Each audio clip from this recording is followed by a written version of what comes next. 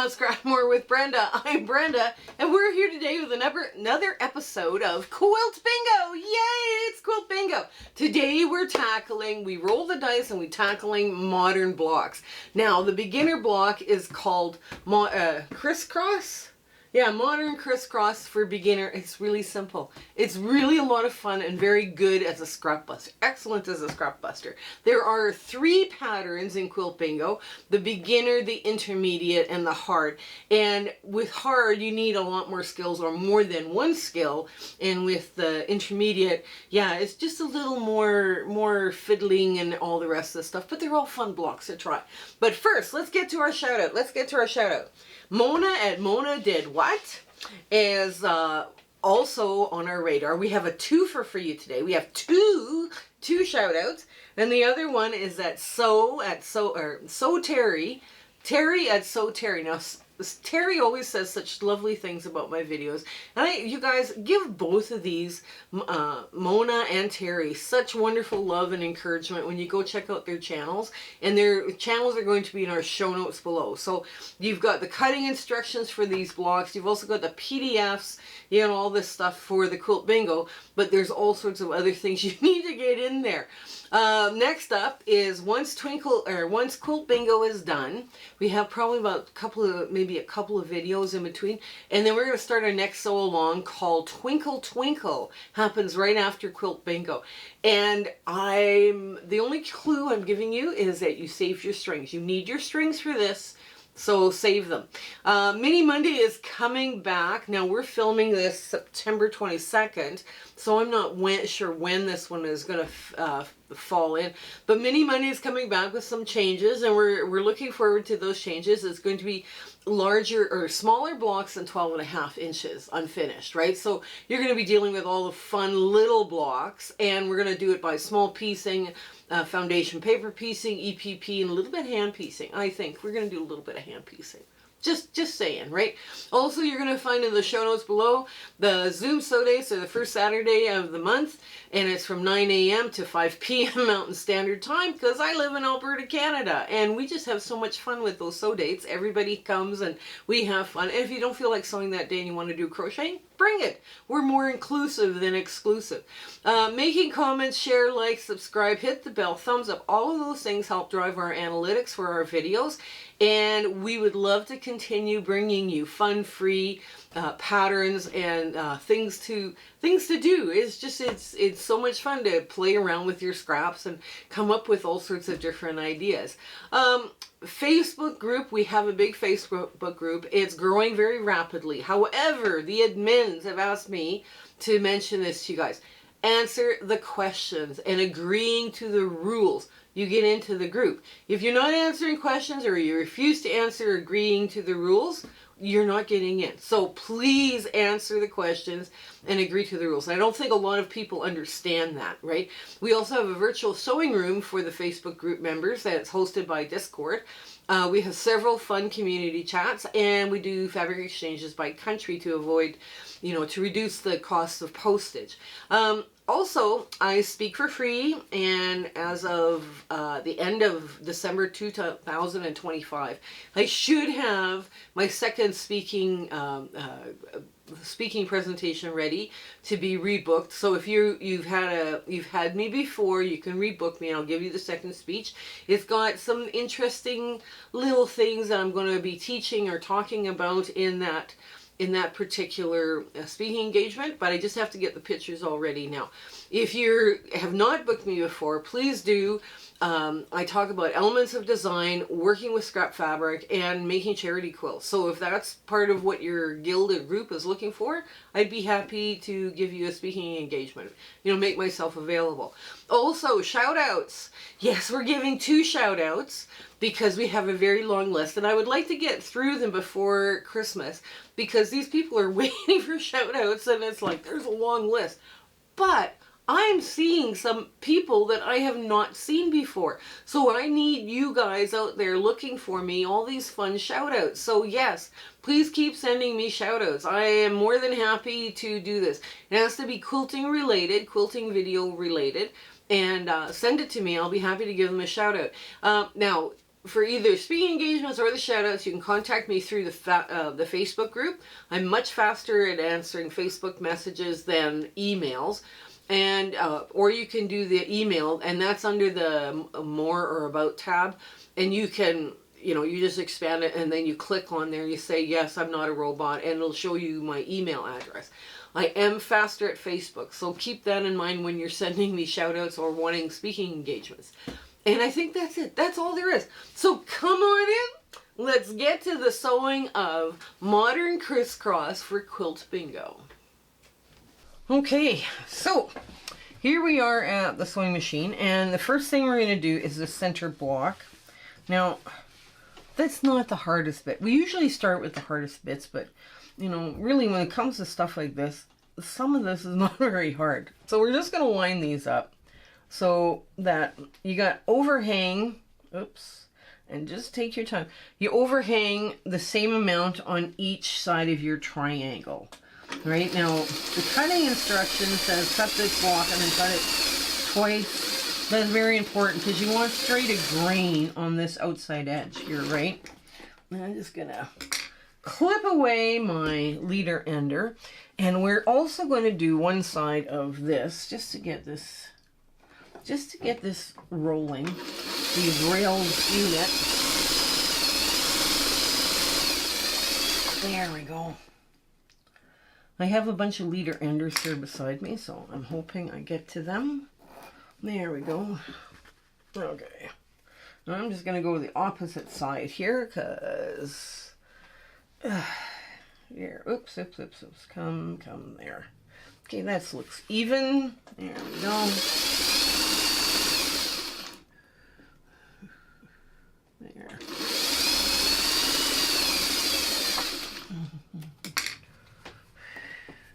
Now these crazy rail units, you want to press to the dark. You don't want that dark blue, that navy to come through the yellow.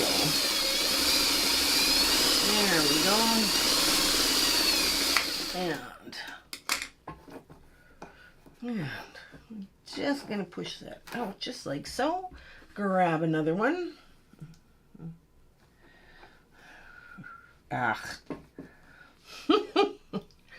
And again, you gotta sit there and maneuver this just a hair, just to get the ears on both sides. Like you can sometimes, if you want to mark them, here, I'll show you in the last one when I'm talking about my marking them. Okay, that goes up like this. There we go. Now another easy way of putting on your triangle on that square unit. Okay. This is one way of doing it. There's all sorts of methods to do this. So what you do is you take this, you line it up just like so, and you line that sewn line together really well. You hold on to it, and then you just make a little divot with your nail. You just scratch it out, and you've got a little mark. Then you take this, and you put your points together, and then you scratch a little divot until you get a mark. Then you line up your divots the best you can, and that, the best you can, of course I moved it. And then you just flip it over and you sew it. That's one way of doing it. Sometimes eyeballing them is quick. It's quick enough, It's quick enough. Here we go. And the last one. Okay, here we go. The last one of these.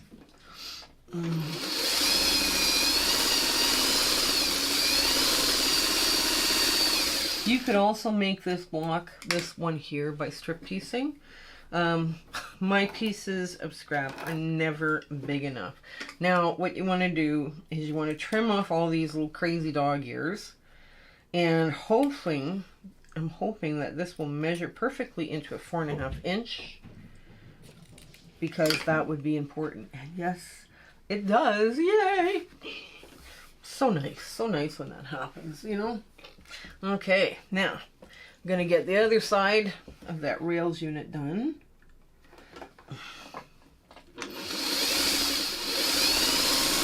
There we go. Get that off. Press to the dark. Okay. There. And I tend to work clockwise around the block when I'm doing stuff like this. It's up to you whether some people do it row by row, some people go counterclockwise. It's whatever makes sense to your brain, basically, is what happens here. Now, this is not a hard block, but this is very scrap friendly, which is also a big bonus. Because you're dealing with dark, mediums, and lights, or darks and lights, right? So the center red is considered a dark against the green. The navy is considered a dark against the yellow. So, and then you have low volume. And I decided I'm going to use up the crazy low volume that I had because it was just fun. It was fun to do. This is such a fun print. And I know I bought this one. I bought this one for sure. Oh, I'm gonna go like this. Okay, so I know this one goes up there, but I just switched them, okay? Now we're gonna start sewing this together just like a 9 patch. Just like a 9 patch. And it's going to be fast and quick and simple.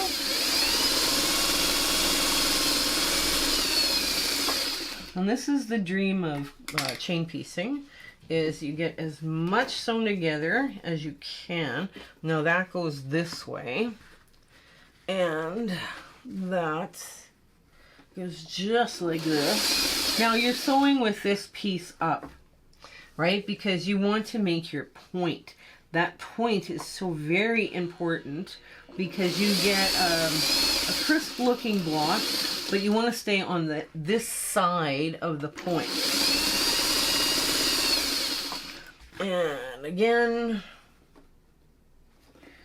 there.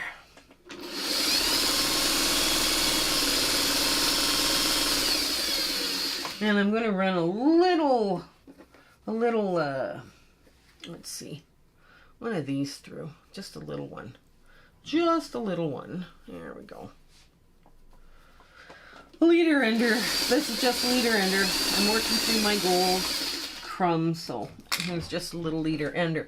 Now, okay, I'm going to show you something. Now, in order to get that point, where's my pencil? I'm just going to draw this out. This X is here, right? There's the X. And you have to be on this side of the X, right? This side of the X to make your point. So now my point is absolutely perfect. You see that? Now, so when we open up these blocks, of course, we're opening it up like this. And we're opening it up like this. So now as I sew, this one goes over like this. I can't see my point. So what I'm going to do is I'm going to change the direction of how I sew this. So what I'm going to do is I'm going to go like this, and I'm going to flip it over. I'm going to flip this whole thing over so that this thing is lying here, and this thing here is lying up, so I can see where my point needs to be. A lot of people get confused because you're now putting this piece under, but don't worry, you can do this because you want that perfect point. You want those perfect points, and again, you want to stay on this side of the point, not on that side. If you sew on this side, you cut your point off, and it looks funny. So let's stay on this side, and we can kind of maneuver up as close as we can. I made my perfect point. It's lovely. And then this gets slid in this way. All right, just like so. Okay.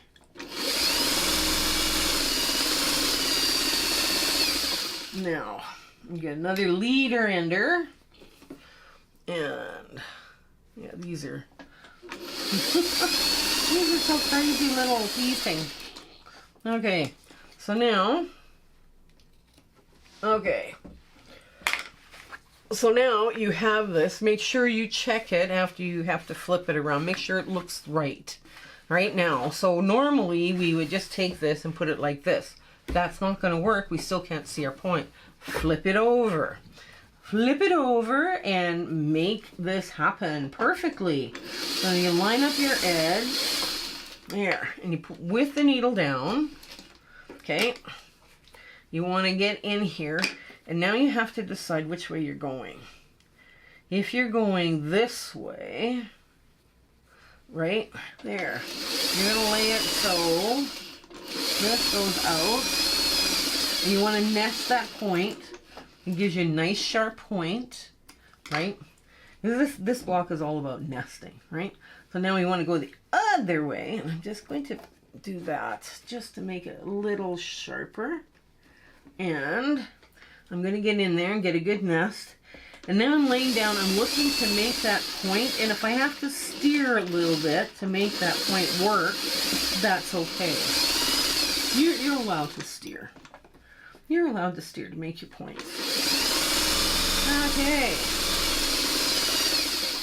And another leader ender. Oh, wait a minute here. We should do these. Oh no. Yeah, let's do this. Okay. Another leader ender comes into play. Okay.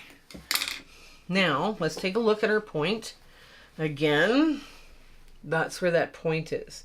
See, nice sharp points, right? Okay. Again, do it this way. Now, if you sew this way, because it's, you want to do it counterintuitive. If you sew it this way, you still can't see the point. And this would be the way you would normally put it under the sewing machine. But because you want to see that point, you flip it over. Again, you flip it over and do your webbing. And there. I'm just going to clip off that. And clip the webbing so you can get right in there and see what's going on. Now, again, you want to take your time and nest that piece, that first bit there, and nest this bit. Okay, there we go.